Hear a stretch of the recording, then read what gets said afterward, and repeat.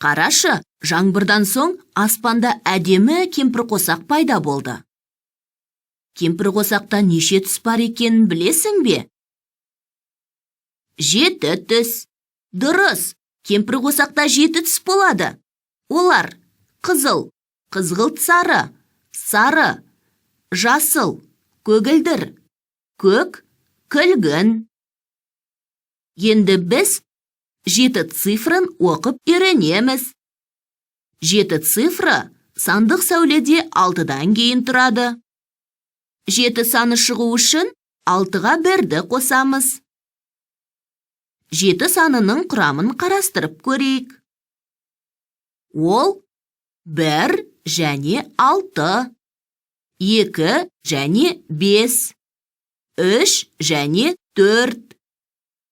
7 цифрын жазып үйренейік.